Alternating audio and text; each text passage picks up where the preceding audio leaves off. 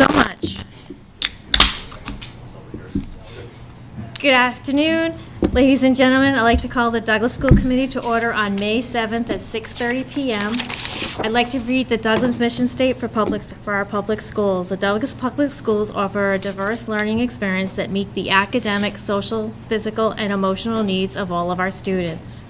We provide a safe, supported, and challenging learning environment in which students may achieve academic success and personal growth. Decisions are made in the best interest of our students. Please rise for Pledge of Allegiance. I pledge allegiance to the flag of the United States of America and to the republic for which it stands, one nation, under God, indivisible, with liberty and justice for all.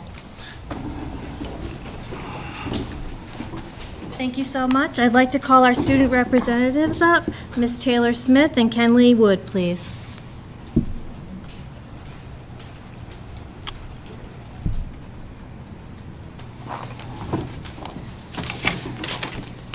Hi, for those of you who don't know, I'm Taylor. And I'm Kenley. And so before we get started, I just wanted to remind everyone here that this week is Student Appreciation Week. Teacher Appreciation Week. That's totally my bad. But we just wanted to thank all of the staff members at DHS and DMS for everything that they do. Yeah. So I just want to start with some of the highlights from the past month. Our aerospace engineering classes launched their first rockets, finally. We had our final MyCap advisory. Students finished up with vision boards and completed their personal finance projects. We also were able to meet with some of the members of the Blackstone Valley Hub and Mass Hire to work with soft skills for interviews. So one of our Spanish teachers here at DHS, Senor Martinez Torres, recently competed in a worldwide martial arts tournament and recently took home the title of Grand Champion in the Forms Division. Also, one of our seniors, Charlie Loy, had a paint night at the high school for her senior project. We held the annual Tiger Jam concert as well. Students from the high school, middle school, and elementary school performed their favorite songs, as well as some of the teachers like Mr. Hillman, Ms. Rockney, and Ms. Benincasa. Olivia DeFalco, one of the track members, also crushed her own school record in javelin with a throw over 150 feet. DECA also had a wonderful experience at internationals this year, which was held in Florida. Last year, there was also students who competed, but it was in California. Next, we have our upcoming events. So we are currently experiencing our AP exams, which will be held until May 16th. We also have our last STAR assessment occurring tomorrow and Tuesday of next week. The art show will also be scheduled for next Wednesday. Prom is being held at Pleasant Valley Country Club in Sutton on May 16th.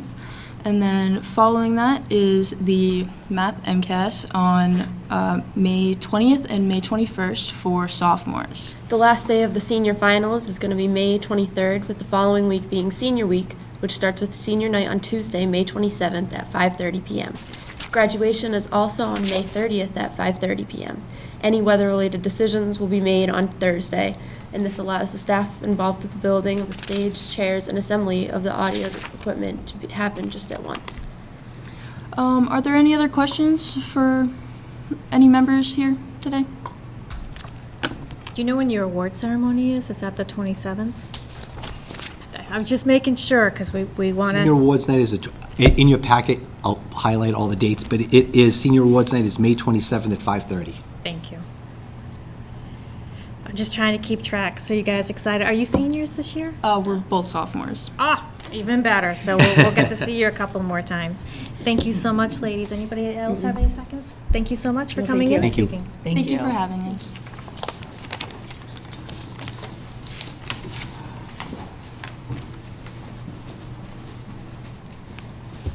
Anybody here for public comment? Seeing that there is none, any old business we need to go to? None at this time? Moving on to new business and the superintendent's report. All right. In your packet, not on the agenda, I think right behind the first section, is a list of end-of-year dates and activities for the committee to have. I asked principals to send things over to Ms. Tibbetts, so in front of you or in your package, you have a list of all awards, proms, promotions, ceremonies, et cetera, et cetera, et cetera. So that is there for you. I'm going to recommend that we bypass or go over the summer retreat dates, given the fact that we have, on the 21st, a new member, and Ms. Bergstrom is out. Rather have everyone here before we look at that. But if I was going to plant a seed, I'd plant a seed for the week of July 28th. But we'll wait for 2 weeks for people to come. The first thing on the agenda is a presentation by the middle school and the high school. One of the things we've been working on, we continue to work on, is how can we bridge that gap? Or how can we blend middle school and high school and make some opportunities for middle school students to interact with high school and high school to interact with middle. I asked Rob and Bob to get together and brainstorm a bunch of ideas. They were able to do it with staff, and they kind of put together a 3-year plan of what's going to happen year 1, what are we adding year 2, what are we adding year 3, just for everyone to see that we're continuously trying to work on building that relationship and making those connections between our middle school kids and our high school kids. So without stealing their thunder of what they're going to do, I'll call up Bob and Rob. Sounds like a comedy duo. If anyone did improv. I don't know anybody. Luckily, he's the funny one.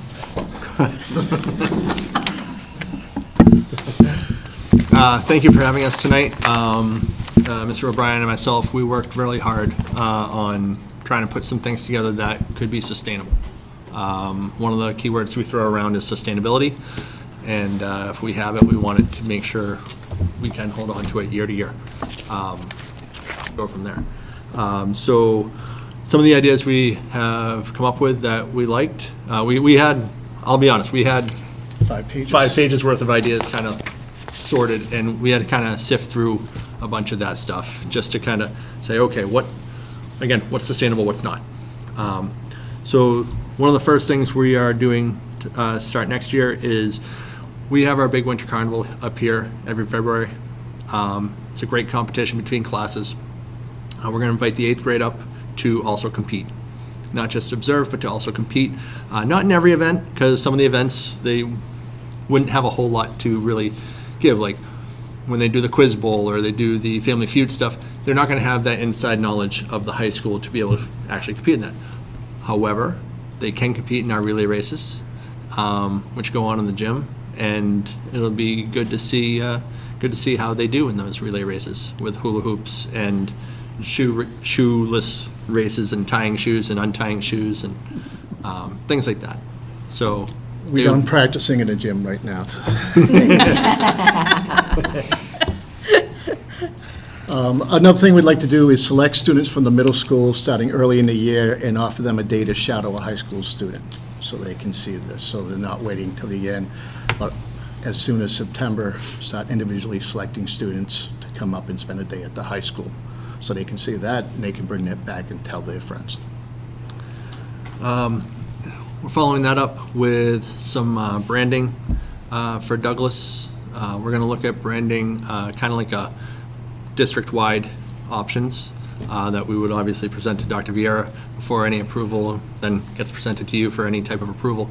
But one of the driving factors of that is I remember when I was a kid, we had a magnet of whatever school we were in, and it would say East Bridgewater Public Schools, there's no better place to learn. And it would be the image of the elementary school or an image of the middle school or image of the high school, and that was the magnet you had at home. Like that was holding up whatever was on your refrigerator. And it just kind of stuck to me. I'm like, we don't have kind of like a universal branding like that.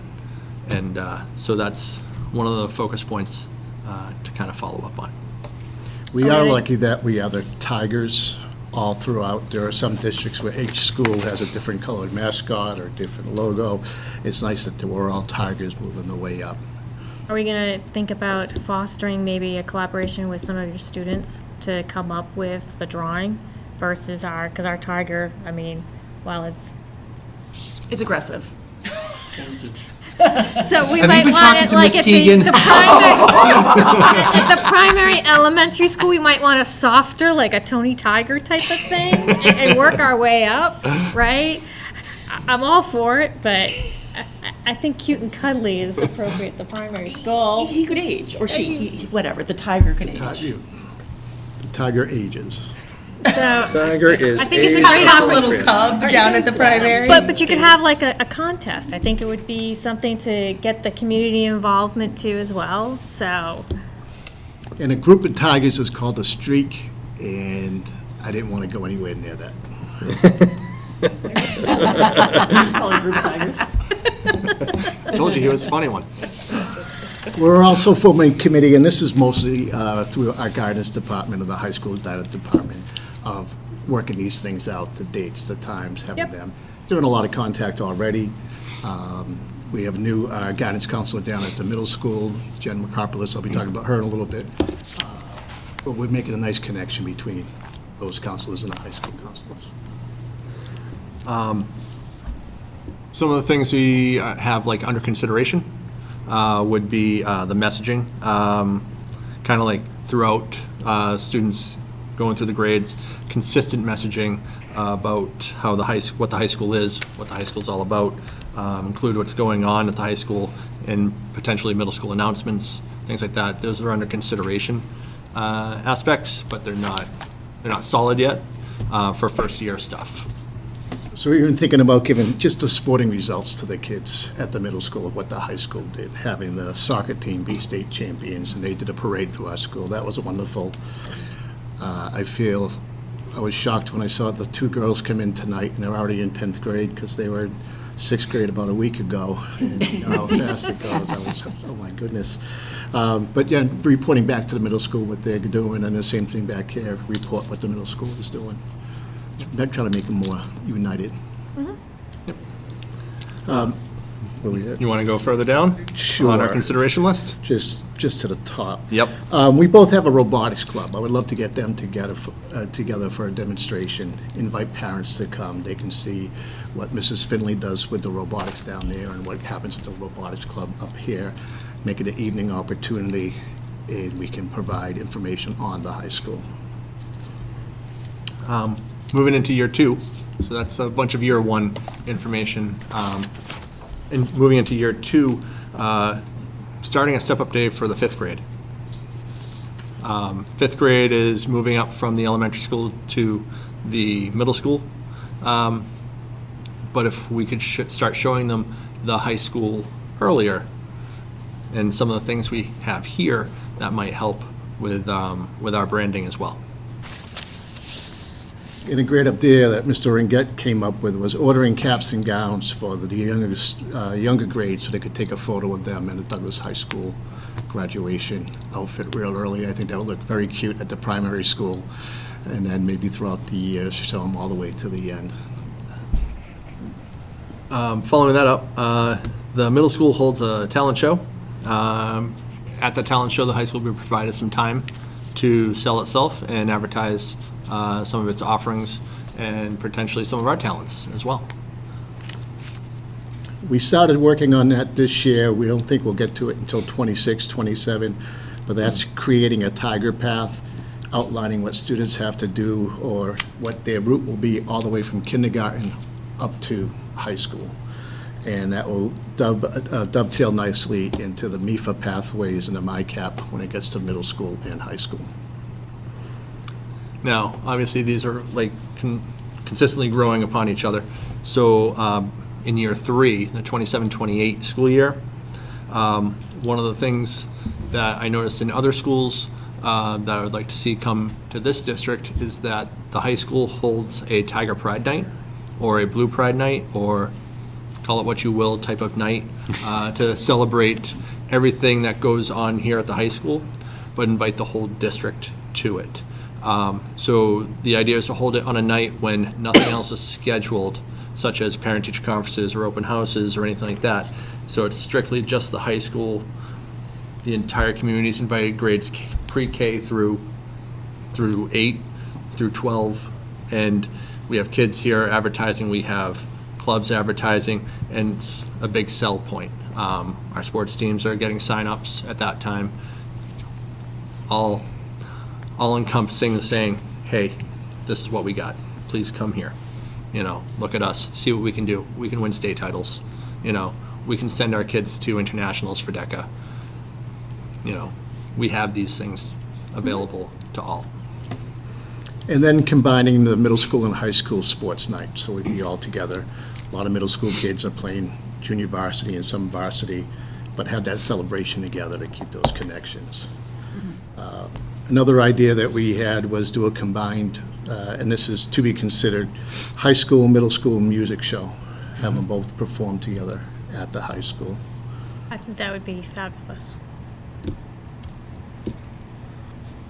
Do you, I think that's the solid portion of our three-year plan. I'm going to say I'll tidy that up.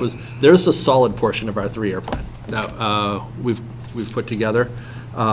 There are other parts to this that are kind of like highlights of things that we would like to also see get done. But again, the undertaking of that three-year plan as it's written out currently, that's a large undertaking in many It's ways. a heavy lift, yep. But there are some other highlights under here that we would like to kind of just throw out there as things that potentially could also come out of this.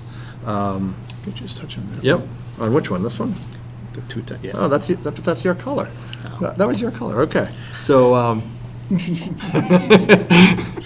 so 2 times a year during half-days, between the middle school and the high school, potentially get some of our conjoining clubs and activities kind of together to work on community-based projects. So Mr. O'Brien has a wonderful idea of honor societies working together as one of the examples. Between the National Junior Honor Society that he has and the National Honor Society that we have here, get them together to kind of work through that. And the list goes on. And the list goes on. I love it. I mean, I think this is kind of like some of the stuff we were looking from the superintendent's evaluation, just based on the comments I received about how do we get more community involvement, right? And I think this is a great blueprint for us to go forward, to move the district, to get that community involvement, right? Because I know you guys are trying your darndest, right, to get that, but also how do we incentivize some of the kids? They may not know everything that goes on at the high school and what a superb place it is versus the BVTs, the Norfolk Academies. There is a place for those, for the students that need to go there, right? But this is a great high school, and it does offer a wide array of classes, clubs, and even the extracurricular stuff too as well. So anything we can do, love to hear it, love this. I think this would have been, probably had this 2 weeks ago. Yeah. About like a month ago, probably would have changed some of the evaluation stuff, because I think this is some of the stuff that we were looking for, just based on the comments that I got from the committee members, so. How long ago? But thank you so much. If I could just Yes, jump absolutely. in through the chair. I love this. I think it's no secret of my feelings on BVT, and this isn't the platform for it at this moment. But I think there is a real sense of pride growing that this will create. I am the youngest of 3. And I remember growing up, I'm like, it was never a thought that I would go anywhere else but the high school that my sisters went to. So, I mean, we had the swag, we had the magnets, we had all the things, whatever the things were, that many years ago. I think that there's this is a wonderful, and I am very excited to see it grow. My kids are little, so I'm excited to see it grow with them. I also think that the more we sell ourselves, the less we sell BVT. There's no need for us to sell BVT. BVT can do its own thing. Like, let us focus on us. We don't need to invite BVT here. People can go to BVT, if they so choose. So I think that this is a wonderful idea, and really showcase, like you're saying, the importance and all the things that Douglas has to offer, including it's in town, and it's a short ride away, so kids can sleep in. I would probably start with that, and then go from there. But thank you so much. This is wonderful. Thank you. Thank you. I just wanted to add, yeah, I agree, and I think this kind of rolls into some of the goals that we set regarding communications with the community, because I think we're still not reaching everyone and people don't realize what's up here. I think even things as small as the Someone Special dance that was up here last week, there were some parents of the younger kids who had never been in this building before. So any opportunity that we can draw them up here to see what exists. I love this idea of the Tiger Pride Night and everything that you mentioned. I think too, some of the kids, once they got to see schedules and some of the things that they got to pick up here, none of them knew that existed. Parents didn't know that existed. So Tiger Pride Night, over the years, you could feature, you know, people who don't know there's robotics teams, and there's always that lovely art show here, but no one gets to actually see any of the art unless your kid had art on display. So little things like that, I think, will really draw the community members in to say, like, oh, there are really cool things going on up at the high school. So yeah, I just wanted to say I think this is such a great plan and really excited to see it roll out. And we're always open to suggestions, so if anybody has them, please let us know.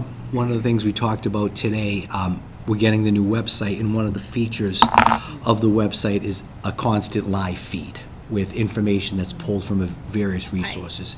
And we are going to make the plunge and go away from Twitter or X or whatever it's called and launch into the Instagram world. Sorry, Courtney. And just to be able to, in that live feed, be able to share, like you said, a lot of those postings and a lot of that information, because on that website, a parent, and with the website, there's also an app that goes with it, I know. And parents can have that live feed just to look to see what's going on. And put this on it somewhere, because for people who have kids at all three Yeah. schools, like I will Yeah. next year, this, like, people don't know Yeah. all of this is happening. So Yeah. something like that would be. Absolutely. This is a lot of stuff to And- keep track of. And to just hop in, I know this is, we're just kind of going off on a tangent, Yeah, it's all right. as early as possible. Yeah. I get notifications and I'm like, that's next week. Yeah. Or, you know, the dance. I didn't- I know, which that was a school fundraiser, which I'm Which so I was glad down that with, they did. But I was like, And then the day before, my son like handed it to me, I'm like, See, what? I think this should be out before April vacation. I'm Yes. just saying, that's our target date. Before April vacation, this should be out.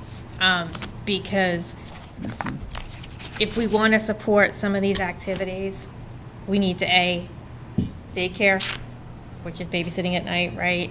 For you to attend some of these events, but parents need to know, because a lot of people are getting these return to work notices where they have to go back to work and trying to balance that, right? So I think if we could have this out by, no later than April vacation, it does kind of set them in stage so they have at least a month. Because the first one is the Douglas High School Spring Concert, which would be 3 weeks, 2 weeks after the vacation, so. Makes sense. Yeah, I love that. But I appreciate, thank you so much for coming in tonight, sitting with us, walking us through this, because I think there's so much value here. And, if we could put this also, not just on the high school, if you could get on the town side too as well, because some of this, I'll ask the town, yeah. I think it would, I think you would get if, especially at the, the Adult Learning Center, if they knew the art show was going up over here, there may be an opportunity there too, right? So, anything we can do to get more community involvement, I think is a win. So, thank you so much. Well, thank you. Well, thank you. Thank you. Good stuff. Speaking of other good stuff, we have Mr. O'Brien and Ms. Sullivan here to present a new updated version of the middle school schedule. Started this conversation with Bob and Jackie probably back in October, November, just to look at the schedule. How can we balance out classes? One of the things we really, a couple things that are going on that we want to continue is the second chance breakfast at the beginning of the day is such an important thing that I feel for kids. One, it allows them the ability to socialize, which is always important, but a lot of kids are getting up and leaving the house without breakfast. And some of the kids are even, or they're getting up, having breakfast, but from 5:30, 6 in the morning to lunchtime at 11:30 is a long gap. So if we can provide them that meal, that's important. We're able to continue to do so. We're adding a WIN block and intervention block, which is a great resource for kids to be able to have added intervention on a regular basis with our staff. Lunches can continue to be 30 minutes, and although no 6th, 7th, and 8th grader actually eats lunch for 30 minutes, they probably spend about 7 minutes eating lunch.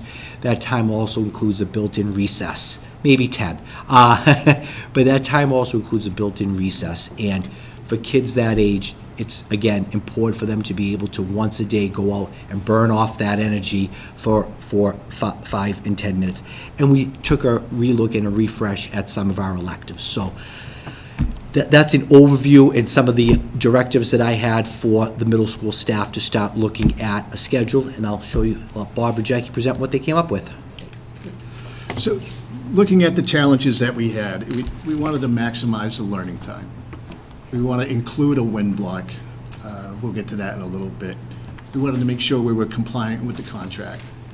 We understand that the staffing and fiduciary responsibilities are a reality. We have to deal with that.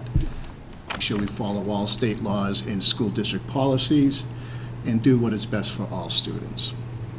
Some of those being that we have to be in 990 hours and 180 days minimum. How do we make the most of that time? So the process, we started a long time ago, looking at different schedules that we could bring to the middle school. That would be right for Douglas. And some schools, it took a lot of digging, a lot of work. We reached out to other schools that we know where we have colleagues working. Every time we asked them for a schedule, they'd ask us for our schedule. So it's, a lot of schools are always working on their schedule.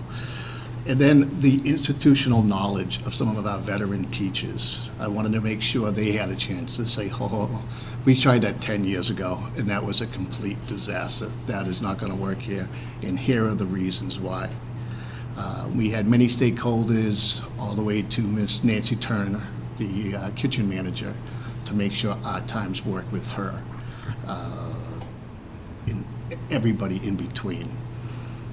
And with Mrs. Sullivan's help, throw rocks at our ideas. Don't just say yes and throw it. If you don't think it's going to work, tell us why it's not going to work. Find ways why it's not going to work now, and don't wait until later. A lot of great suggestions. Then after all that, we'll start over with the next schedule. We go through that. So it's changed quite a bit between the duration of start and finish. So a little change. School time still stay the same. Homeroom's going to be down to 5 minutes instead of what we have right now, which is about 15 minutes. They get a little restless in there. We tried to do different things in the past. It just wasn't working appropriately. By moving them down 2, we could add time to the class schedule, because putting in a win block made the classes shorter, and we want to make sure the teachers had enough teaching time. That was a big concern of the teaching staff. And the total instructional time is 393 minutes. So we're above that 990 hours. Most classes now are periods will be 43 minutes. Right now they're about 46. And teachers were saying we used to be at 50. But if you have a common planning time and a prep, it makes it difficult to keep those long classes.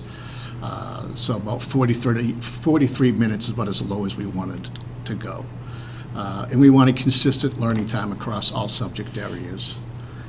Right now we have a 2-minute passing times, but if you've been at the school, you know that going from Miss Finley's class to Miss OJ's class takes about 5 seconds.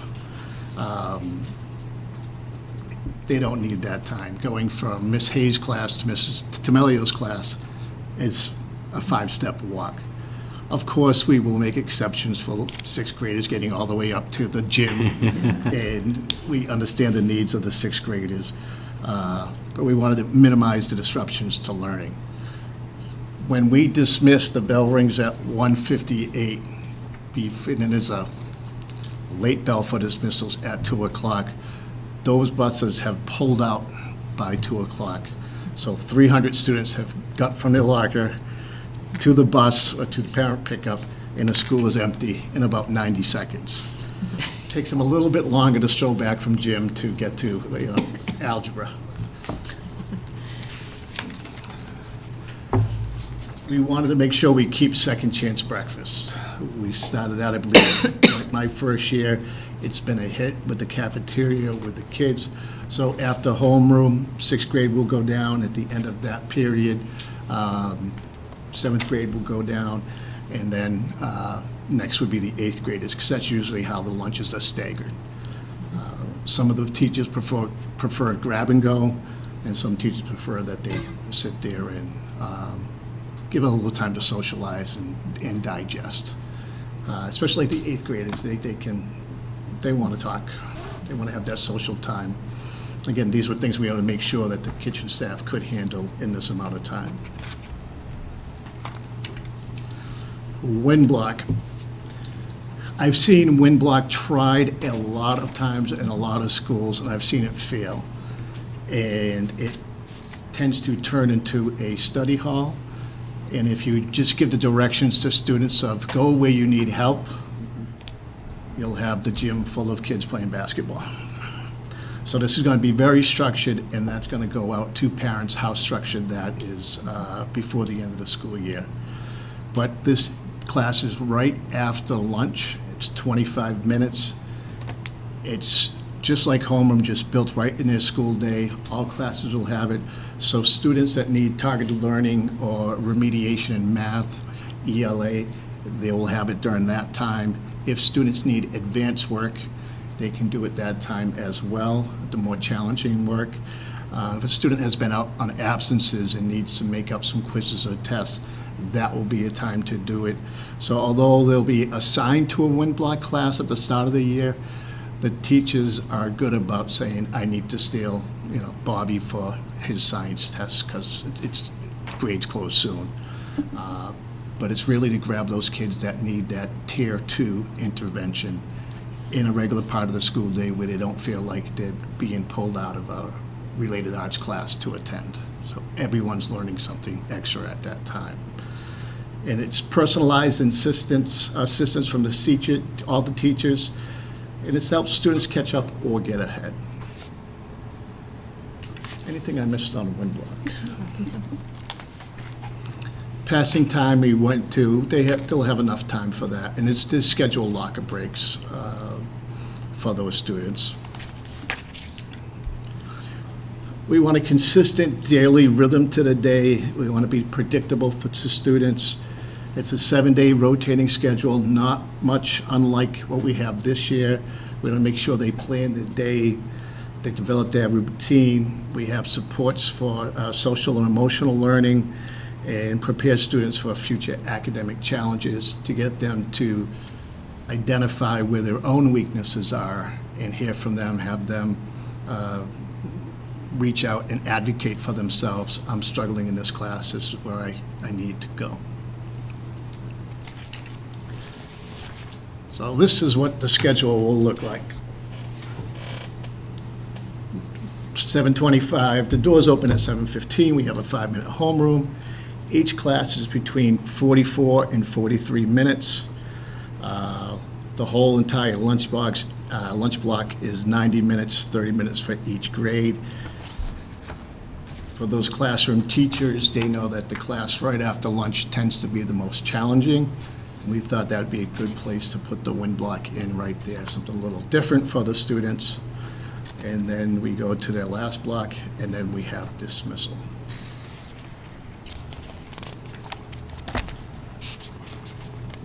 Jump in any time at all. Related arts and enrichment, and this is pending some ratification, but each student's going to have, for their 3 related arts class and 3 enrichments. The related arts teachers are scheduled to teach 6 classes. So we have the PE class for grades 6, 7, and 8, the health class for grades 6, 7, and 8, art and STEM, music 6, 7, and 8, and then we have band and chorus, which is more of an enrichment, but it falls under the music. For art, we have art special projects, which is they're going to be doing sculpture, digital design, or animation. So it will be different, and it's not going to be repeated. Students will not take a class that they already had before in that. We have a new STEM teacher, we're getting her certified in Project Lead the Way.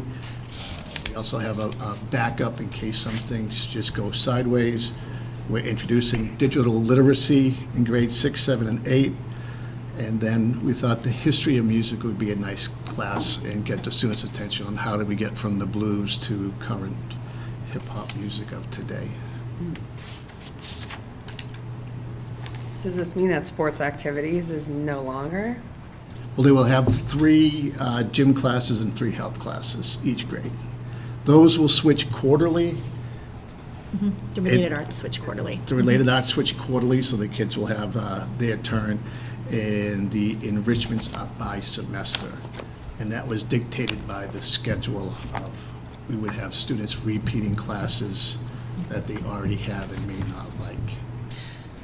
Wait a minute, say it again. So like for gym for kids, walk me through how many times they get gym in a year. Once per quarter. So they have no other opportunity for any type of gym elective. No. The other half of that would be, we have to teach the health curriculum. Yeah, I just think they already get gym for 1 quarter. There's not enough time for 11-year-old boys to be running around, and sports activities was the only way that we got that in. I'd be happy to look into that. I would yes. love for you to reconsider that all of these require 11, 12, and 13-year-old boys who need to move. I agree 100%, and I know that one particular teacher would jump at the chance to teach sports activities. Okay. So we have STEM, which is getting trained in Project Lead the Way that we had before. We have to wait for that training to go through. Again, digital literacy, just teaching the students beyond the typing skills, but how to write an email, how to do an appropriate search of the internet, how to use AI without breaking school rules, and just give them a sense of how to get into Google Classroom for some of these students. Where else can you go besides Google to find information? And that will also work on their keyboarding skills at the same time.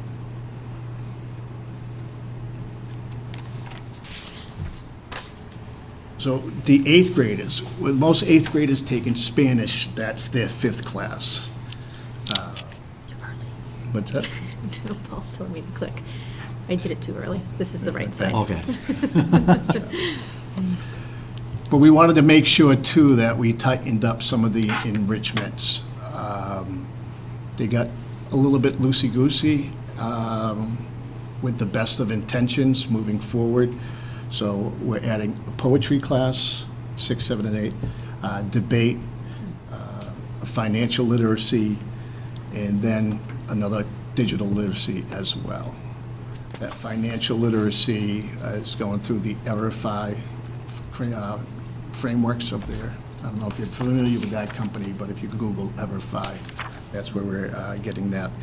And the way, and I got to give a huge shout out to Jen Markopoulos, our new guidance counselor that came in about a month ago. Yeah, a little over a month ago. So she's able to put certain codes into Power School so these students are not hitting that same class again the next year. So this could be sustainable year after year. So in the past, we ran into some difficulties that, oh, the only place we can put you is in art. It's like, I've already had that. I'm not a big art fan. Like you said, every boy wants to take, I wouldn't say every boy, a majority of students love running around playing giant Big E volleyball. And we need to burn off that energy.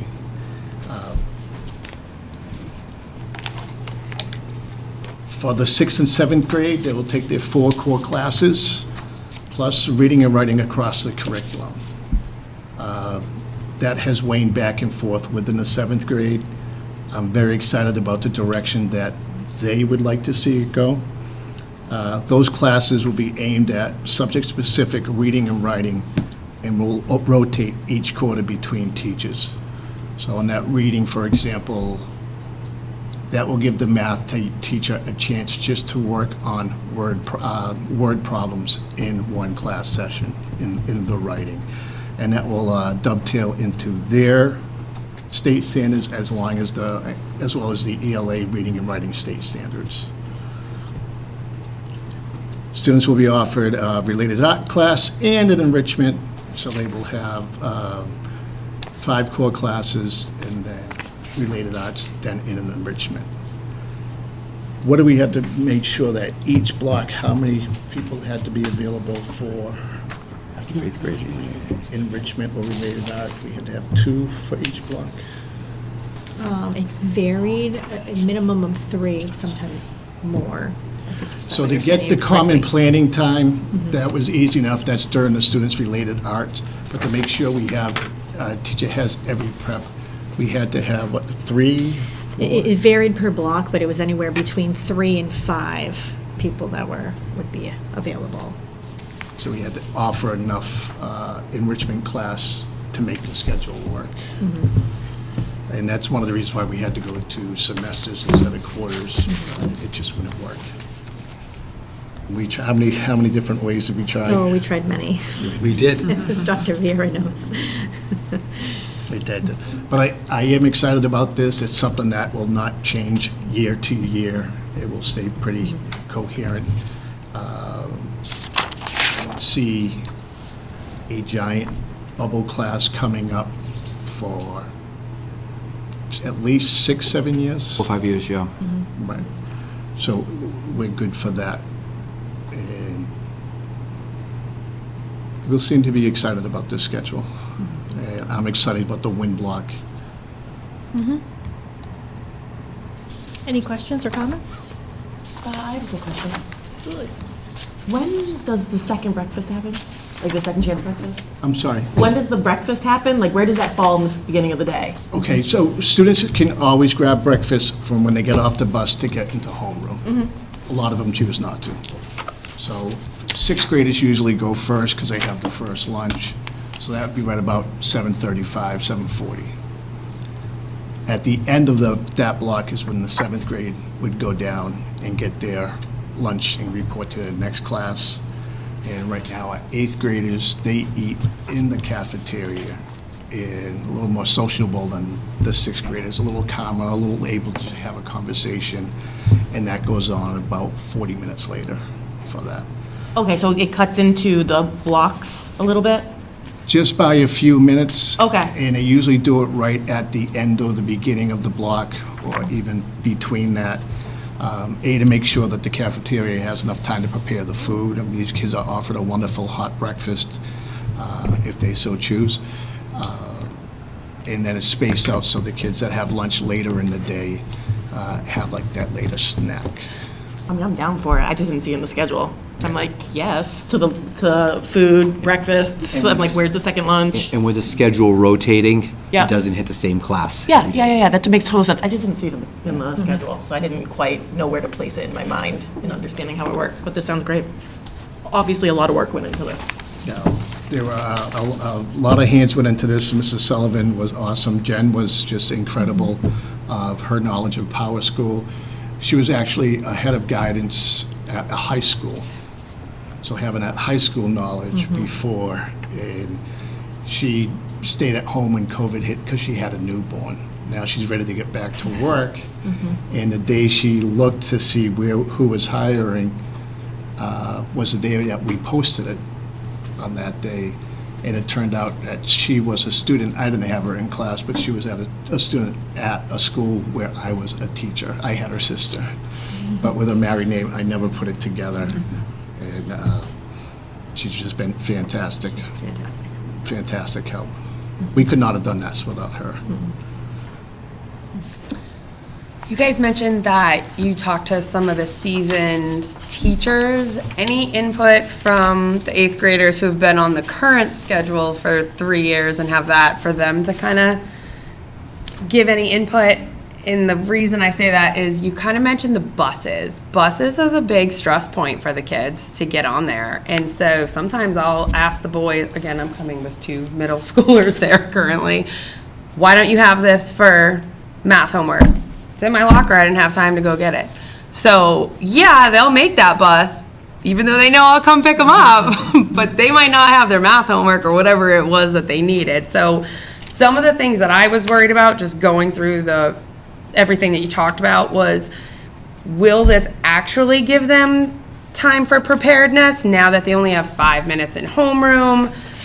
I guess I kind of thought maybe the WIN block, if they didn't have something specific to work on, might give them a chance for that preparedness.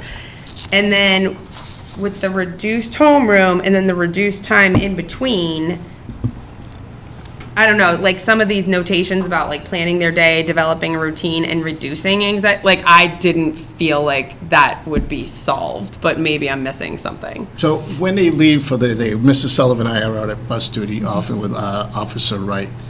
We have staff members stationed throughout the hall, and we look in to make sure we get the thumbs up that there's no kids running up from Okay. downstairs, and we know. Executive functioning skills of 8th graders, that part of their brain is still very undeveloped, and they forget. Work like that, it's very common. I don't know how many times I forgot my glasses at home coming to work. But we will hold buses. Okay. We're going to call to the office, a student had a problem with their locker. Yeah. They Mrs. walk, Sullivan yes. will say, okay, could you hold bus 7, or we'll meet you around the front. The students are really good at exiting the building.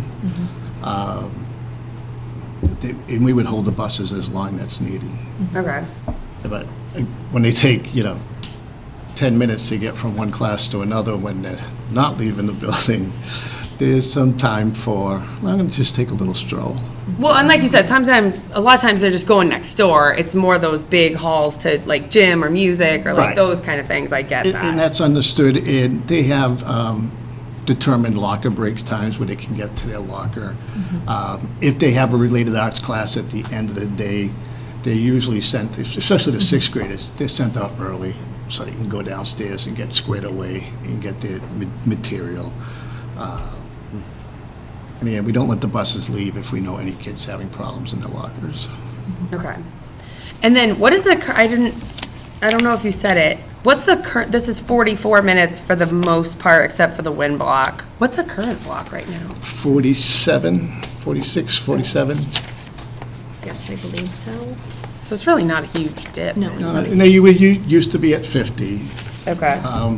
The average attention span of this age is about 18 minutes before they'll need a break.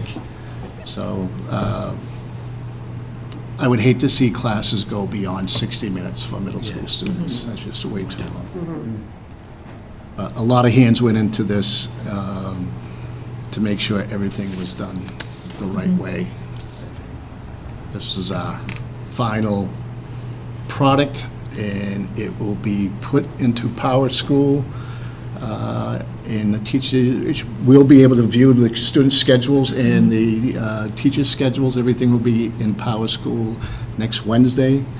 We'll review it, and then about a week and a half after that, we'll let the staff look at it to see if there's any changes. So when students go home for the summer, they have their schedule with them. Last summer, Mr. Sullivan and I battled and fought with the schedule all summer. And I'm very excited this summer I can work on something else. So you're going to release before they leave school the schedule to the kids? I would like to have that Yeah. in the hands of the I think we parents. so they should. know. Much different from the. Yeah. Because it just sets the tone, right? For the new school year, versus what class are you in? Are you in the right class, right? And so I think that's a huge win. When I did it as a principal, I always, and Bob knows this from his days of high school, with a big asterisk, subject to change up until, you have, and it happens, and we had this happen, I think, at the middle school last year. You have 5 kids move into the 8th grade, you need to shift some things around, so it's nice for people to know that, but it's also nice for people do have to realize that. You have move-ins and things happen in June, July, and August. That's 3 months, it's a quarter of the year where you might have to pivot and make some changes, but it is nice for people at least to have that skeleton of knowing what's happening. We can't change too many of the schedules unless there's extenuating circumstances. because we get those phone calls that, can we be in this class or that class? There's a method to our madness of how we're scheduling the students. Will they get all their electives? Because on that first schedule, right, it usually tells them their electives, right? Because I feel like that's where they're probably gonna, Yeah, where they But want. that's where they that's where they're gonna call you. They all want sports activity. Or 3 weeks into school, the student wants to quit band because they no longer Yeah. want to practice their instrument. Oh, okay, fun. That's a challenge. Any other questions? Thank you both so much. Thank you. Thank you, Mrs. Sullivan. All right. I'd like to spend a few minutes talking about our mission statement, and just to reread it again. It says, "The Douglas Public Schools offer diverse learning experiences that meet the academic, social, physical, and emotional needs of all students. We provide a safe, supportive, and challenging learning environment in which students may achieve academic success and personal growth. Decisions are made in the best interest of students." Years ago, probably about 4 years ago, we adopted a mantra of all means all. And what that means is, regardless of a student's race, color, sex, sexual orientation, gender, religion, national origin, homelessness, disability, socioeconomic background, we do not discriminate against our kids, and we do whatever is needed within the confines of what we can do in a public school to make sure that our kids have what they need to succeed to the fullest of their abilities. That all means all mantra extends to our staff, too. Our bus drivers, our cafeteria workers, our custodians, our administrative assistants, administrators, teachers, faculty, and staff, that we want to make sure they're working in a safe and inclusive and supportive work environment so that students can succeed at a high level. I think it's important for the community to know that we all, every one of us, school committee, myself, Ms. Keegan, principals, take the responsibility of working with students as they are our own. And I've seen this over and over and over again in my 5 years here with our staff, with our bus drivers. You know, you heard Bob say it now, teachers are making sure buses are held up. We make sure that we treat kids as they are our own. You know, our mission statement of providing that safe, supportive, and challenging learning environment in which all students may achieve academic success and personal growth really is a living and breathing document within our school system. And, you know, we read that statement at the beginning of every meeting. It's on our letterhead. It's on things that go out. But I just want to take a few minutes just to talk about it with the committee and the community, and know that here in Douglas and within our school system and with the support of the school committee and our administrators, we want to create an environment and atmosphere where all kids, regardless of their background and regardless of the needs, feel safe and supported, and we do whatever we can do to make sure they succeed at that high level. So we don't talk about it too much, but I just want to take a few minutes today and talk about it. Through the chair, may I? Absolutely. Thank you for this. I think it's always a good reminder, and I know that we do read it at the beginning of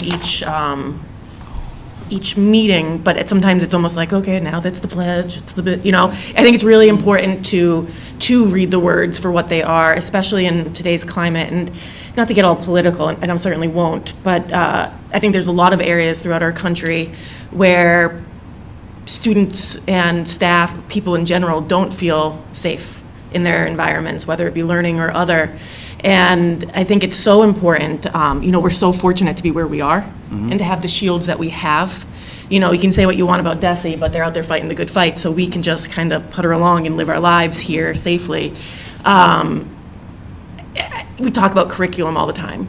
We talk about, you know, different classes or sports or all of these other things. None of that matters if the environment isn't safe and welcoming. And it's something that's very important to me. I think it's very important to the committee. I won't speak for you, but I'm kind of assuming. But it's extremely important to me that, like, that's what matters. How do you feel when you walk in the building? Because if you feel anxious, scared, nervous, marginalized, persecuted, then if you feel other, then you can't learn, and you can't grow, and you can't be a productive member of society, and you become all the other things.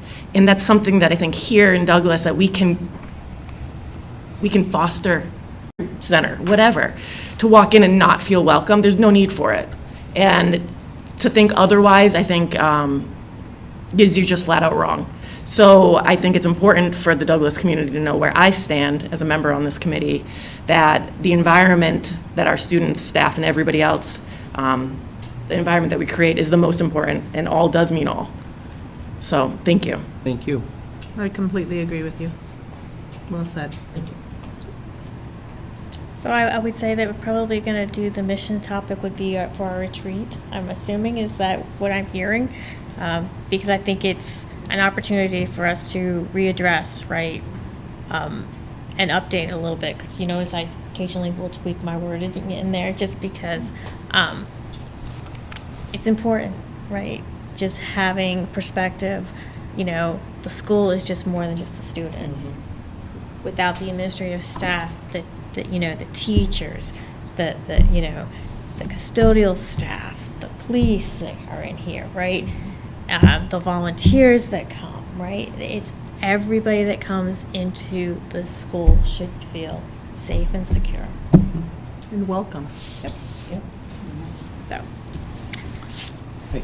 And before I turn over to the chair for this next part, for those of you watching at home, one of the unique things about the superintendency is I am the only person in the Douglas Public Schools who has their annual evaluation done in a public forum. So we evaluate all of our staff, our admin assistants, our custodians, our teachers, our paraprofessionals, our ABAs, and that is done in a one-to-one environment with the teacher and the principal or Miss Keegan and her staff, myself, my admin assistant. Mine is done in public. So that's one of the unique things about this position.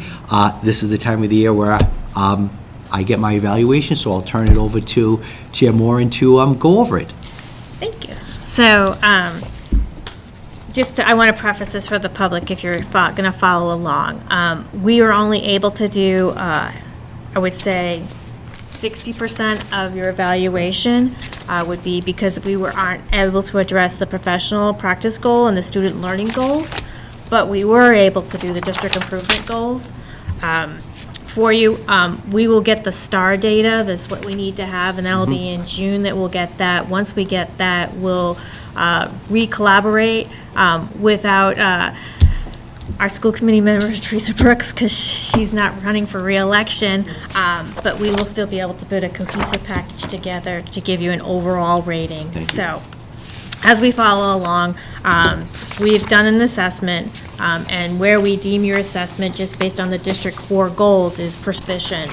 Dr. Vera demonstrates exemplary performance in two areas, which is instructional leadership, specifically using the data to inform decision-making and drive instructional improvements. He also got an exemplary rating in the management and operations, particularly in creating a positive learning environment traits, professional development opportunities for the staff, and he prioritized safety and security with enhancements such as upgrading the cameras, ALICE training, an additional resource officer that we were able to budget for and got the town support last year was much, much needed.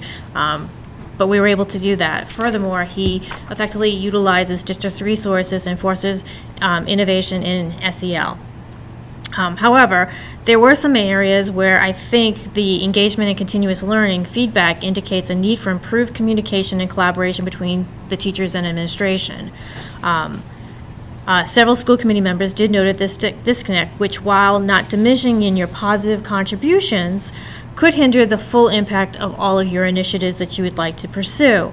To excel further in these areas, Dr. Vera should prioritize bridging the communication gap by implementing improved communication strategies, establishing active feedback mechanisms, and fostering a more collaborative environment. His continued focus on SEL, regular evaluation of safety measures, and ongoing engagement with all stakeholders will also contribute in his continued growth and success.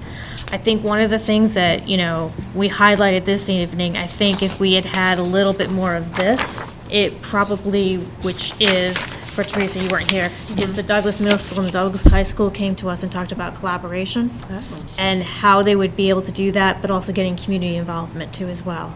I think that would have probably changed, so there will be an opportunity, because we are going to readdress, there will be a time, because I will send this back out when we go back through the district goals, not the district goals, the student professional practice goals and the student learning goals, you will be able to reassess if people want to change. So I give you that opportunity. So, because I think that this is a good step, I'll just say that. And just having this stuff here, knowing that it's going to be more easily available for our student body as well as parents, right? As well as the community if they want to come to some of these things. I think that's huge. We're really, just, if it's, the website's really wonky, and we're really excited with what Dom does. And people may not see it, but when you have the district calendar on the main page, and if you make a change, if Cindy makes a change on the primary school's calendar, it updates on the primary school's calendar, but it doesn't update on the district calendar on the web page. So if she makes a change on her calendar, she has to remember to call Lauren to make the change on the district calendar. So sometimes you have people say, hey, I'm on the district website, and I'm on the website, and it doesn't say what's going on. And you look at the district website, and it's done because Lauren changed it on that site, but Ken might not have changed it on his site. So that's one of the wonkiness of the thing. But again, not just calendar updates is what's going to drive, but a lot of stuff on that I know Bob and Rob have been working on will help to bring kids in the community together. Absolutely. So every year we do, which was already mentioned, we do a summer retreat where we come up with the performance evaluation that we're going to judge Dr. Vera on. And with that information, that's what he used to formulate how he's going to administrate it to his staff, which is the principals, as well as throughout the school district. And then as we get data throughout the year from whether it's the primary, middle school, elementary school, or the high school, that is what we use to form our assessment, and that's what this is. So district improvement goal, which was in data-informed and decision-making goal, you exceeded. In district improvement goal number 2, which was the environment, you exceeded. In district improvement goal number 3, which was in the engagement, you met. And the continuous learning goal, you met. I'm going to delve a little bit more and give you some highlights for each one. For instructional leadership, which was goal number 1, we already talked about this proactive SEL initiatives, implementation of programs like the Panorama SEL, Screener, Tiger Traits, postcards, home decorations, a commitment to students and social emotional well-being, the focus on MTSS and anti-bullying, the SEL professional development, and further strengthens this. Obviously, the resource and utilization of training, using the district resources and provides training to administration to cultivate positive learning environments, innovation and openness. You're always open to an innovation approach to SEL. And obviously, last but not least, is the safety and security enhancement. Working with the town to get our cameras up is just huge. Continue at the Alice training, adding a second school resource officer, which we again got the town buy-in on that to support, so we were able to get the funding for that. Achieving the incident and command system certification, showcasing dedication to the physical statement, not just for the students in here, it's also the administrative, the teachers as well. So it's all of our staff that's here, so that's just huge. Obviously, there's always going to be room for growth. We still feel that there's a teacher administration disconnect, and the feedback explicitly mentions a perceived disconnect between teachers and administration, where it's that the principals are not talking collaboratively, don't know where that is, but it suggests a need for more collaboration and improved communication and relationship building between your buildings. How you do that, that's a challenge for you, right? But with the specific nature of the disconnect isn't detailed, a crucial point is to address and to ensure effective implementation of initiatives and create a truly supportive environment for all your stakeholders. I know that's challenging, right? Because you can't be everywhere and like communication, trying to figure out what is, what isn't, because you can't micromanage either, because you won't keep your staff. right? So it's not a ding, it's just the commentary we've heard over the past year that some things don't translate right. So look forward to seeing how you're going to handle that one, but it's not a ding per se, it's just an area for growth that we hear a common thread throughout a couple of us. Yeah, and it makes sense. And after I read it, in its conversation that we've had, we need to make sure that it doesn't matter what you do for work, but whoever your supervisor is asks you to do something, sometimes there's that telephone game and how it gets translated. So we need to make sure, and I need to make sure ultimately that when I share information with principals, when I share information with directors, that that's getting clearly and efficiently communicated with staff. After reading this, one thing that I know I'm going to do, and I'm going to start at the end of the month, is we have our leadership meetings twice a month, and I mention a lot of things to principals to do. What I'm going to do once a month is a monthly newsletter to staff of what those directives are for staff, so they're clear in what it is. Yep. I've asked the principals to do the same thing. So, for instance, we met today.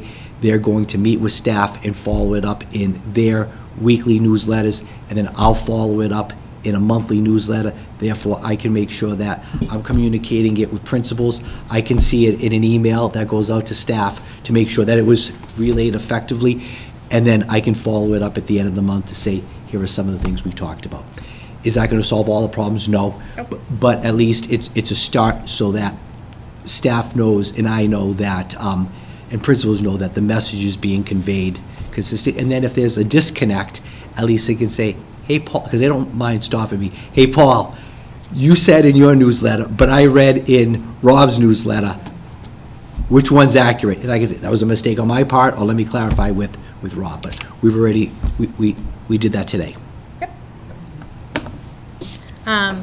So the next area is the standard number 2 is the management of operations, and we picked the environment.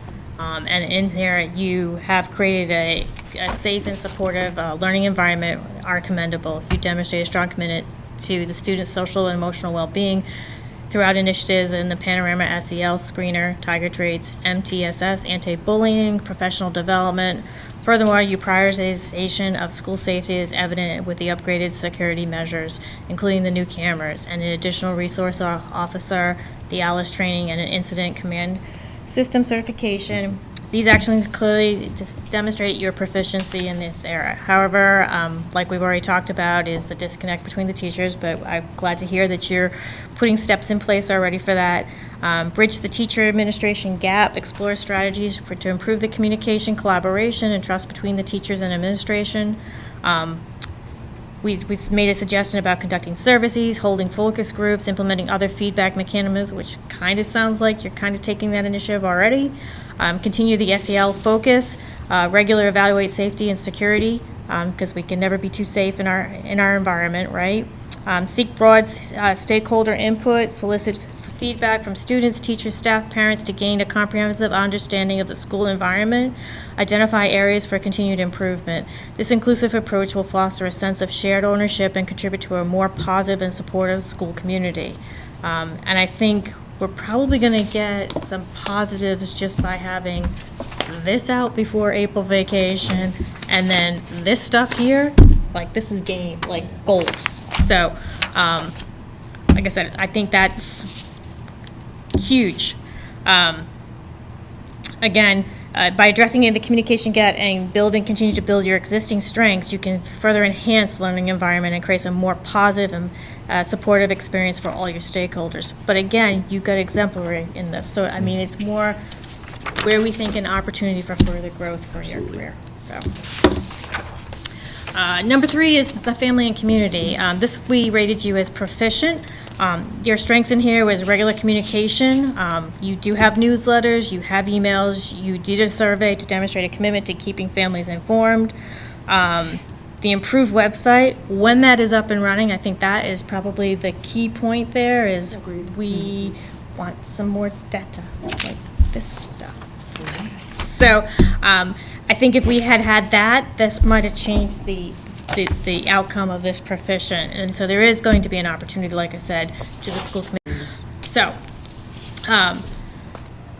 From there, let's see, district level engagement, it's a weakness, and I think we understand it's a weakness, but I think this stuff here kind of combats that. Teacher-family communication, encouraging a supportive and more frequent and direct communication between the teachers and family is needed. I think the website will definitely help with that. The survey reach, while a communication survey was a positive step, the limited reach was felt. It prevented a broader feedback and participation. A more robust effort to ensure wider awareness for participation is needed.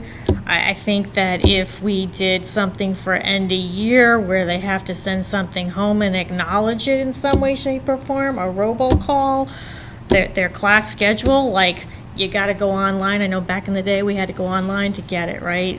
There would be a survey in order for the parent to even get there to it, right? So that type of thing. Take the survey. So take the survey, get your Take the schedule. survey, you get Schedule.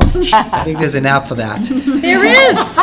Yeah. I'm just saying, like, You are forced to take the survey. if you want your schedule, which we know parents want the schedule for the kids, but the parents want to know where their kids are and if they're with your friends or not with their friends. We all know. And Bob's going to get a phone call going, I want Sally Sue in with Becky Sue. Can we make it happen? And Bob goes, I'll make it work. Or I'll try. Ms. Brody said the challenge is to do the survey before or after you see the schedule. No, Before. I know. I was being facetious. So, I mean, I think we're already on the right path. I think it's, so overall, you demonstrated proficiency through various communication efforts, which have been noted, but the feedback highlights a crucial need for improved two-way communication and a more meaningful engagement at the district level. Addressing the power school issues, which was also another key component too, right? We know we had a debacle with that at the beginning of the year. Fostering a more direct teacher-family communication and creating opportunities for interactive dialogue between the superintendent, district leadership, stakeholders is a key step towards achieving a higher level of engagement. The updated website is a positive development, but the impact is limited unless accompanied by a broader strategy to strengthen communication channels and build stronger relations with the family and the community. And again, I'll just foot stomp this again. That, I think, is gold. So. And finally, your professional culture, right? Again, we rated you here proficient. You do regular meetings, you provide feedback, you keep the school committee informed on key matters that are going on. I know myself as well as Beth, if there's something going on that you need to bring to our attention, we're made aware of it. Professional development opportunities, obviously, we provide professional development opportunities to connect the teachers across the grades and the schools, facilitating shared learning and best practices are disseminated. Modeling reflective practices, we do that in openly analyzing their decisions, seeking feedback, and adjusting approaches as needed as the principals have come through us with staffs to demonstrate what they're doing and how they're improving the students' learning. Areas for growth, again, we've talked about staff engagement and then the communication, broadening outreach, and which we've talked about too. The overall feedback, while Dr. Avera's commitment is continuous learning through regular meetings, professional development, and modeling reflective practice is recognized, the feedback highlights the critical need to address the communication and engagement gap between the administration and staff. Building stronger relationships, creating a more inclusive environment, and fostering a greater sense of shared ownership in the continuous improvement process is essential to elevate Dr. Avera's performance in the area from proficient to exemplary. So, are there any questions, any other comments that the school committee would like to say before we turn it over to Dr. Vera? We'll keep you. Thank you. You're welcome.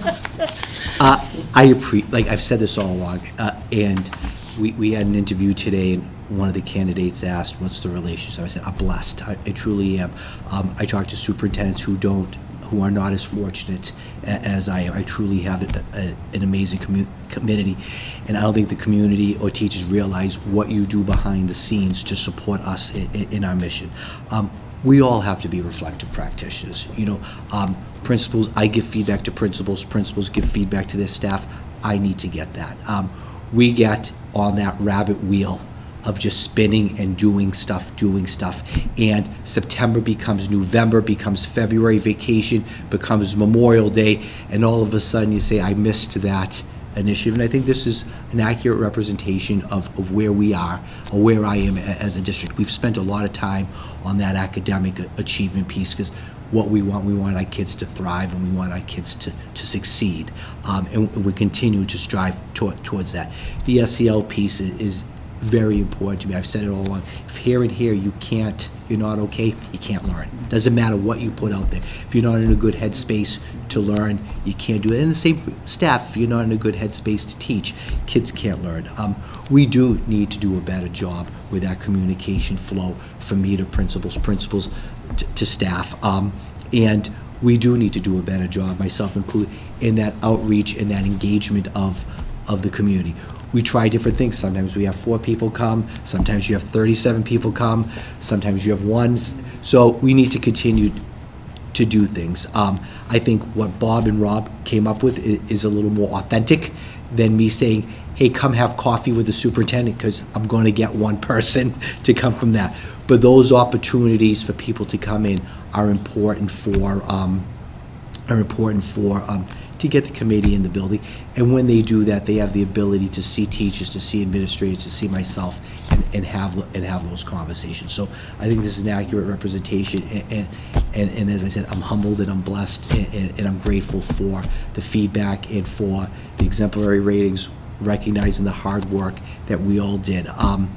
And I know this is my evaluation, but 98% of this could not have happened without the principals, without Ms. Keegan, without Dr. Rosenthal, without our food service director, without our tech director, without our teachers, without our bus drivers, administrative assistants. So I've said this all along, it takes a village. It's not just me. It's everyone to do it. Even just, going off on my food service, because we've talked a lot about food today, Allison takes a lot of pride in putting out quality products for kids. It's really important to break away from, and if Ms. Osha's watching, she knows what I'm about to say, to break away from chicken nuggets, chicken patties, fish sticks, mozzarella sticks, and then the pizza on Friday. It's great to get kids exposed to different things. Excited about different food. And excited about Yeah. different foods. And this year, she's gone out and she's done food expos in front of the cafeteria, just different things for different seasons, and the kids get engaged by that. It's amazing at the elementary and the primary, you can get a kid to try anything if you give them a little sticker. So they tried squash one time. What else did we have? Yep, the We had squash. squash. Oh, I forgot the other was it Yeah. the smoothie thing with the But all- toppings? We had that. I'm trying to think of the other things, we had too. burrito bowls. Yeah, We had burrito I-Say bowls. It was- taco thing, where they can choose different things is really a big hit, too. But all that feeds into the work Yeah, that burrito bowls coming back. that we do. So, again, it truly is a team approach, and I thank the committee for the feedback. I just want to say thanks for another great year. Yeah. I thought these goals, we did a good job on goals at that retreat, and I thought these were great for the year, and it's been a great Keep on moving year. forward. Yep. Totally. There's been a ton of growth, and I think there's so much, that's the thing about growth, right? It's endless. It really, I mean, where is the cap? So this is, I For think, a anybody. great continuation, and I look forward to what we cook up. In July. Yeah, absolutely. And it's the interesting thing about like schools is, unless it's like a project like building a building, right, or putting a roof on, it never ends. Like you just keep on. We've been talking about SCL. This is year 31, 32 for me. We've been talking about SCL one way or the other for the past 30 years, 60 years, 90 years. It keeps on going. So this is awesome, and I thank you. One other thing that's not on the agenda is tonight is Teresa's last. And I'm hoping that I can take off my school committee hat and also say, thank you even though it's late, sharp knives, clumsy people don't mix very well, so sorry about that. I just wanted to say thank you, Teresa, for your 3 years. you. Your insight has been awesome. Your support is greatly appreciated by myself, by Courtney, and I know the principals and staff. Your perspective is great, the fact that you're an educator, the fact that you have that special ed lens, the fact that you're at the high school level. offers great perspective for a lot of our conversations. You get the work that we do, you understand how schools flow and work, and you've asked some great questions, you've pushed back when things need to be pushed back, you support when things need to be supported. I thank you for your 3 years of service. Thank you. To schools. I know you're happy to be able to get to bed at a reasonable time. I'm an early bed person. Yeah. The first and third Wednesday of every month. I just want to say thank you for your Thank you. commitment and your contributions and your support of our students and staff. All right, Teresa Brooks, 1 Old Farm Road in Douglas. So I want to take this opportunity to say thank you to both the community and the members, all members of the committee, for a fulfilling and rewarding time as a school committee member. Like all school committee members, when I first joined, I did so with the purpose of serving students and our community to the best of my ability. Along the way, I've had the absolute privilege of working with dedicated school committee members, educators, parents, and really the community as a whole.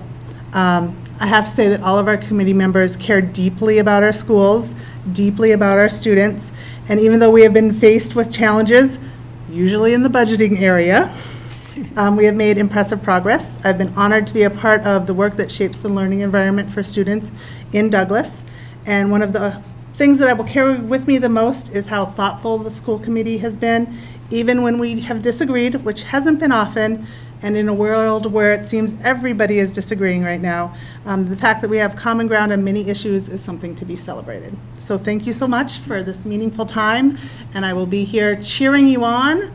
And remember, you know, data is just one point in our students' lives, so there's more to it than just tests. Yes. So thank you. Thank you. Thank you. And now I'm coming back. And unless the committee has anything, that's all Well, I can't not say I anything. know, that's kind of like my prompt. Okay, all right, all right. I'm like still the new girl on the block here, but working with you, Teresa, for the last a year, your insight, your calm demeanor, I'm like in awe of you. I'm like, I would wish that you were my teacher because you're just very cool. Kind But of mean, just saying. Say what? I'm kind of mean as a teacher because I'm I'm the into boss. it. I'm into it. I think that's actually really good. But no, seriously, you've brought a really level-headed tone. I mean, everybody's pretty level-headed, but you're like extra level-headed to the meetings, and your outlook has just been, it's been a joy to work with you. Thank you. Really, and I'm super bummed that you're not going to be here with us any longer. But thank you for your service. Well, thank you. Yeah, I just want to say thank you so much for serving our community. I don't think people really realize that this is a service we provide to the community. So thank you for your time, your hours that you've put into our town. Your children are all grown up, right? They're not even in this town, and we still get your expertise and your time. And just thank you for your volunteerism and your commitment to our community. I'm really, really grateful for your time on the committee. Thank you very much. And last but not least, I truly appreciate, we had to phone a friend to find a school committee member to come on board. And I am forever thankful for that friend for suggesting you and then you taking up the challenge, because it's not an easy fit being on school committee, because you're trying to do 48 million different other things, but the priority to do this, you put in the time, the commitment, and I truly do appreciate your effort. And I know you're just a phone call away if I ever need you. Yes, I am. Yes, I So, am. it's just a heartfelt thank you for all that you've done and helped move our district forward the last 3 years. It hasn't been easy, but I truly appreciate everything that you've done for the community. Thank you. I appreciate it. Thank you all. I've truly enjoyed my time. I shall sleep. You can watch from I your go to bed your like at PJs. 8:15, people. Get it? Well, we'll try to see if we can get out done by 8:15. It's fine. It's fine. All right, so superintendent's report is done. Now we're moving on to the school committee subcommittee account payable report, which is i.e. me, because I signed these. Not all of them, but, okay. Warrant number 39H, SCH 25, 39 HCHL 25, MS 25-07, on March 27, 2025, in the amount of $268,574.31. There were 14 items, nothing out of the ordinary was noted. You want me to do the next one? It's all you. Excellent. Let's see, warrant number 40 SCH 25 and 40 SCHL 25 with a date of April 3rd, 2025. Had 11 batches for a grand total of $124,400.95. Everything was great.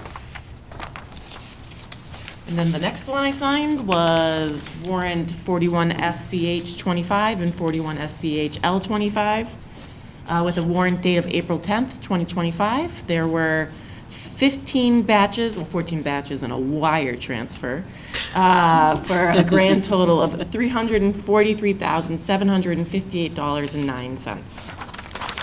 And the next one was warrant dated April 17th, 2025, warrant number 42 SCH 25, 42 SCHL 25, HS 25-08. There were 9 items in the amount of $53,507.97, and there was nothing out of the ordinary with this one. And I signed warrant 43 SCH 25 and 43 SCHL 25 with a date of April 24th, 2025. There were 8 batches for a grand total of $107,791.21, and there was nothing out of the ordinary. So much.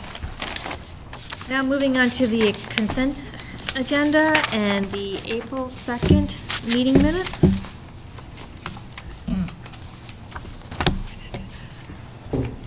If nobody has any issues, I'd be looking for a motion.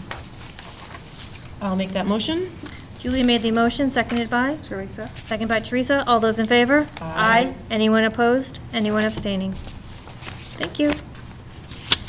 Next are the executive session meetings that we had for the past year, going back to December 6th, 2023, December 20th, 2023, March 6th, 2024, March 29th, 2024, April 3rd, 2024, April 26th, 2024, May 1st, 2024, May 15th, 2024, May 29th, 2024, June 26th, 2024, January 11th, 2024, September 4th, 2024.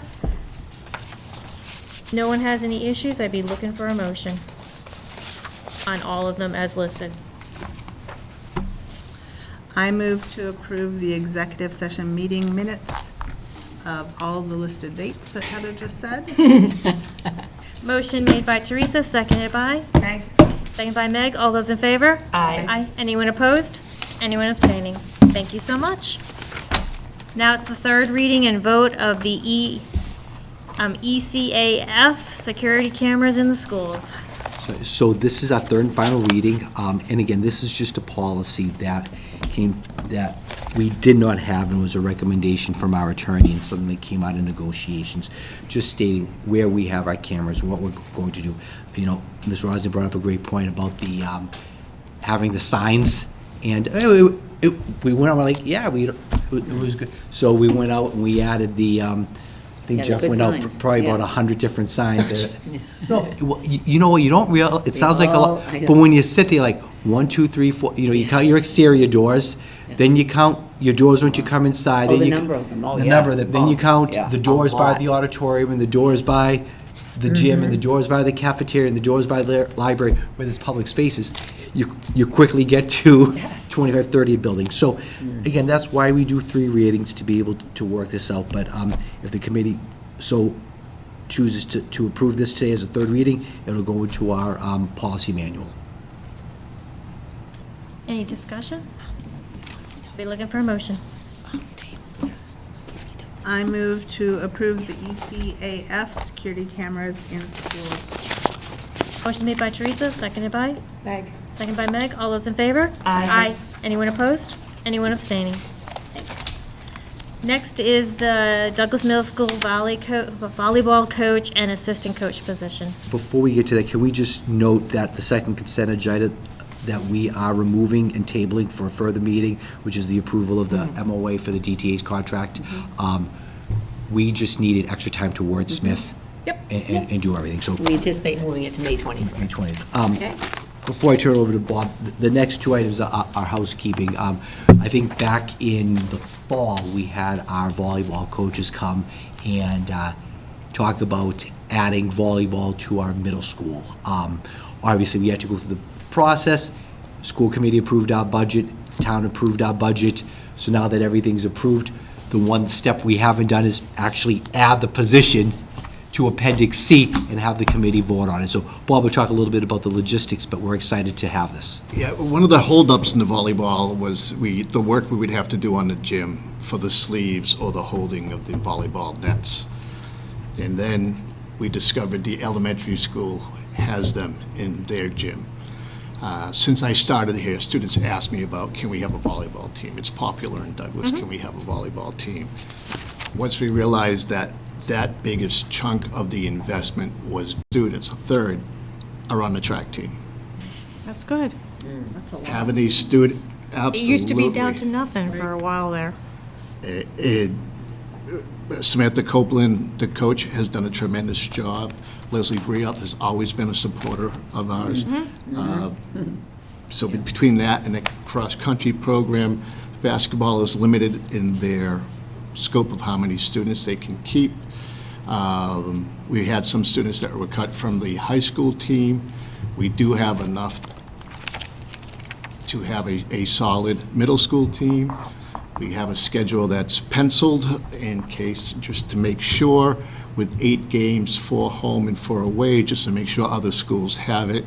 The coaches are passionate about that. I met with both of them, and that's something, when you talk about SEL being part of a team, is in athletics, as being a student athlete is the epitome of those SEL skills. I think this actually, I think this feeds into actually what we talked about earlier, feeding them up into the high school as well, because I've heard a lot of chatter about the girls' soccer team, and those girls aren't leaving each other. You know what I mean? So fostering that community on this team itself and to get them up to the high school, this is going to be really big. So, any other discussion? Be looking for a motion.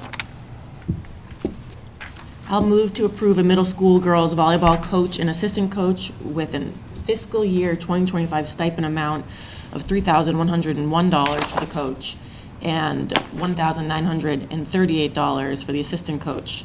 These 2 positions will be added to Appendix C of the new Douglas Teachers Association contract fiscal year 2026 to fiscal year 2028. Motion made by Julia, seconded by? Meg. Seconded by Meg. All those in favor? Aye. Anyone opposed? Anyone abstaining? Thank you so much. Thank you very Congratulations. much. Next is a bit of housekeeping. 2 years ago, the committee approved a rate for our teachers to take Project Lead the Way courses at $35 an hour. About a year ago, that got bumped up to $45 an hour when teachers taking courses, doing professional development. So we didn't want to have one rate for 98% of everything, and then this one Project Lead the Way at $35 an hour. So what we're asking the committee is to consider is making the $35 an hour for Project Lead the Way consistent with everything else that we have, which is $45 an hour. Any discussion? Be looking for a motion. I move to approve a rate of $45 per hour for any teacher who is assigned by the district to attend a Project Lead the Way core training course during non-school hours. This rate is limited to and will only cover the length and hours of the required course, and travel time is excluded. Motion made by Teresa, seconded by? Julia? Seconded by Julia. All those in favor? Aye. Anyone opposed? Anyone abstaining? Thanks so much. This is awesome. All right, now moving on to the Assistant Superintendents of Business and Operations report. This evening, I do have some transfers and reclassifications. We'll start with the transfers. These were actually requested by the high school. Just a couple of transfers that they needed within their general fund budget.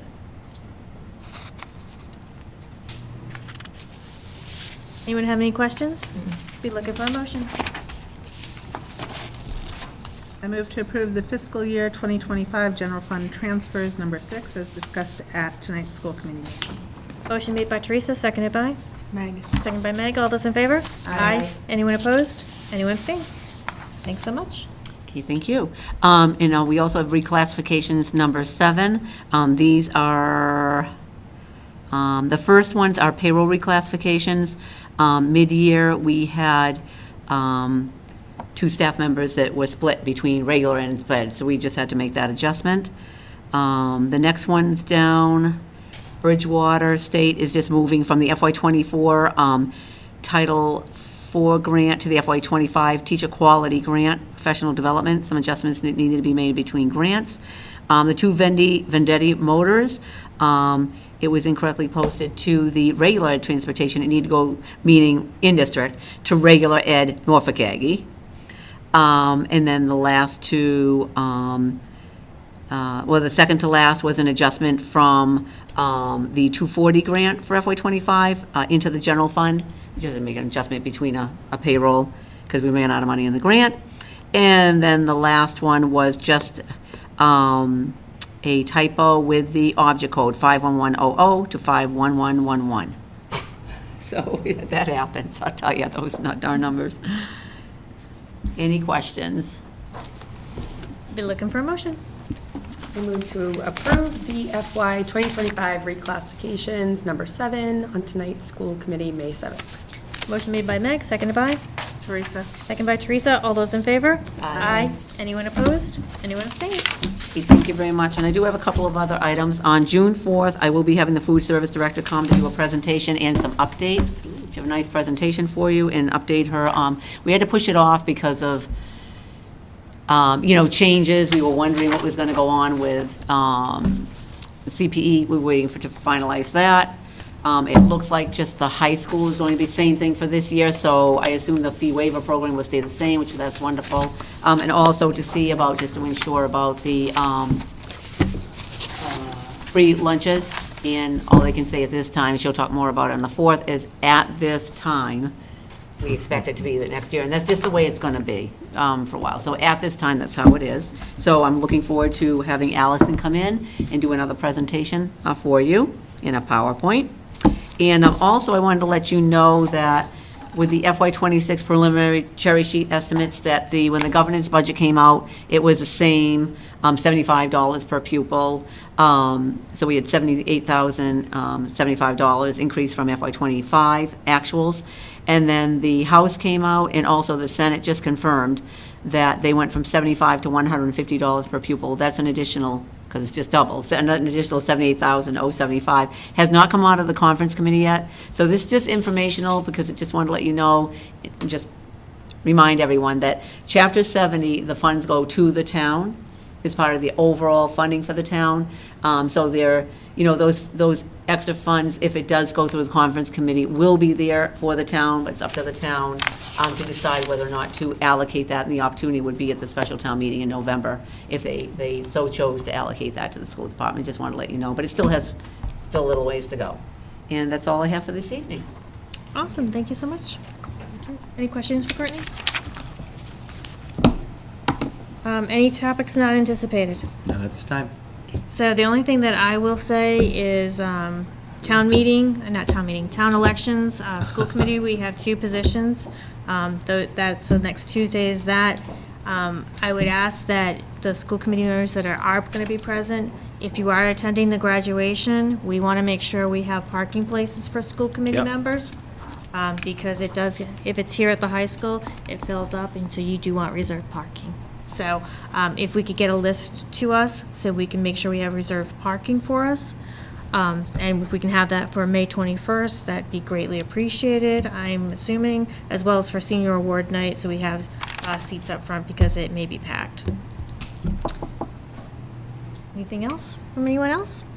I'd be looking for a motion. I'll make a motion to adjourn. Julie made the motion, seconded by? Teresa. Seconded by Teresa. All those in favor? Aye. Anyone opposed? Anyone abstaining? Thank you all, everybody. Have a wonderful evening. Good night, everyone. I have to just make calendar. Oh, thank you. Okay, I got a silly question. Where's After we talked about that,